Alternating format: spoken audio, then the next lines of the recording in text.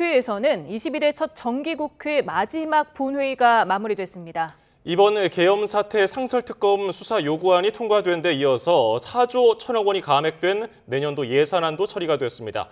국회 취재기자 연결합니다. 박정현 기자. 네, 국회입니다. 네, 조금 전 본회의가 끝났는데요. 오늘 처리된 안건 자세히 설명해 주시죠.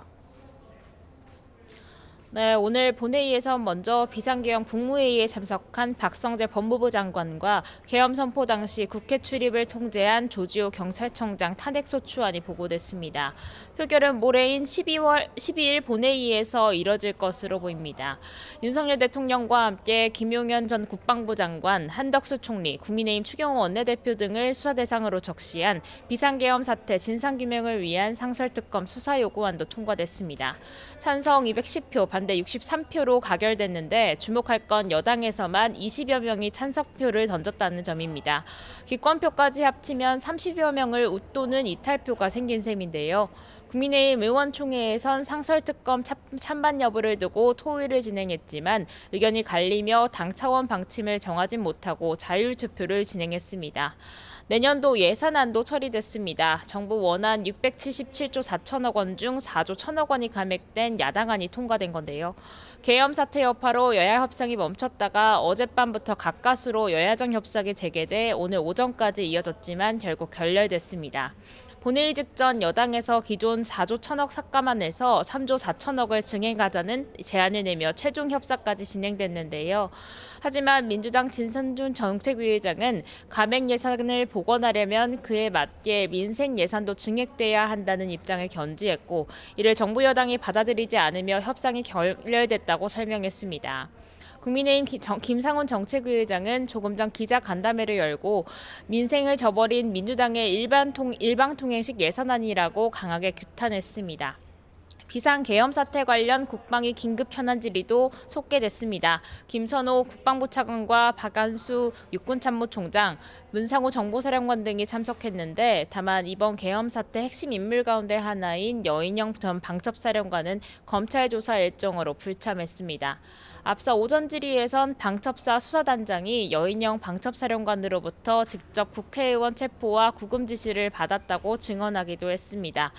박범계 의원은 회의 정회 뒤 곽종근 전 특수사령관이 양심 고백을 했다며 회의에서 밝히겠다고도 전했는데요. 앞서 비상계엄 당시 국회 계엄군 투입을 지휘한 곽종근 전 특전사령관은 계엄령이 내려지고 윤석열 대통령과 통화한 횟수가 한 번이 아니라 두 번이었다고 오늘 말을 바꿨습니다.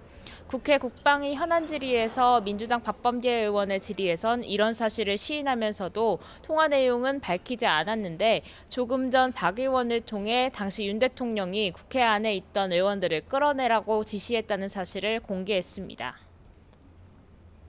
예, 야당은 오는 14일 탄핵안 재추진을 앞두고서 압박 수위를 끌어올리고 있죠. 네, 우선 민주당은 비상계엄 사태 관련 오늘 본회의 상정되는 상설특검 외에 일반 특검도 함께 추진한다는 계획입니다. 상설특검이 통과돼 특검 후보가 추천되더라도 윤 대통령이 임명하지 않을 수 있는 만큼 일반 특검까지 함께 추진해 압박한다는 게 민주당 전략입니다. 또 모레 본회의엔 지난 토요일 부결됐던 네 번째 김건희 여사 특검도 다시 올릴 거로 보입니다. 이와 함께 한덕수 총리 탄핵 추진도 검토하고 있는데 그러나 대통령 탄핵 시 총리마저 공석일 경우 혼란이 급심해질 수 있는 만큼 고심하는 모습입니다. 민주당 일각에서 한때 오는 14일로 잡고 있는 대통령 2차 탄핵안 표결을 미뤄야 한다는 기류도 있었는데 다만 민주당 지도부는 전혀 검토한 바 없다며 원래 일정대로 강행한다는 의지가 확고한 상태입니다. 네, 국민의힘 상황도 전해주시죠. 네, 국민의힘은 오전부터 3시간 가까이 의원총회를 진행한 데에 이어 본회의가 끝나며 조금 전 다시 의총을 시작했습니다. 연일 장시간 마라톤 의원총회를 열며 전국 수습체계 고심을 거듭하는 모습입니다. 어제 구체적 퇴진 시기와 방법을 논의하기 위한 TF를 발족했는데 오늘 의총에선 관련해 보고도 이뤄졌습니다. 구체적으로 대통령 거취와 관련해 2월 하야 4월 대선, 3월 하야 5월 대선 등 방안이 거론됐는데요. 모두 탄핵 소추안이 가결돼 절차를 밟았을 때보다 빠르고 명확한 일정이라는 게 TF 설명입니다. 탄핵 절차를 밟을 경우 6개월 정도 걸리게 되는데 현재 헌법재판소 재판관 9명 중 3명이 공석 상태인 점 등을 고려하면 더 늦어질 가능성도 배제할 수 없다는 논리입니다. 의총에서 의원들 의견을 수렴한 뒤 이르면 오늘 저녁 로드맵을 발표할 가능성도 있어 보입니다. 앞서 비공개 의원총회에서 한동훈 대표는 여당 차원에서 내란 특검법 발의를 추진하자고 제안한 거로도 알려졌습니다. 한 대표 외에 다른 의원들도 특검 필요성을 거론한 거로 전해지는데 어제 김용태 의원도 내란 특검을 여당에선 처음으로 띄운 바 있습니다. 이와 함께 의총에선 오는 14일 탄핵안 표결에 참여해야 한다는 의견도 적잖았습니다. 지난 토요일 탄핵안 표결에 불참했던 것을 두고 비판 여론이 잦아들지 않고 있는 상황 등을 의식한 거로 보입니다. 탄핵 입장 기류 변화도 읽히는데 김상욱 의원은 기자회견을 통해 다음 탄핵안 표결에서 찬성표를 던지겠다는 의사를 표명하기도 했습니다. 이러한 가운데 국민의힘은 오늘부터 원내대표 선출 절차에도 돌입했는데 조금 전 후보 등록이 마쳤습니다.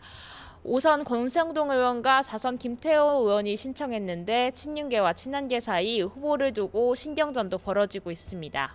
오전 이뤄진 중진회의에서 원조 친윤 권성동 의원으로 의견이 모였는데요. 다만 이에 한동훈 대표는 기자들과 만나 중진회의에서 결정하는 사안이 아니라며 적절하지 않다고 반대 의사를 밝혔습니다. 지금까지 국회에서 YTN 박정현입니다.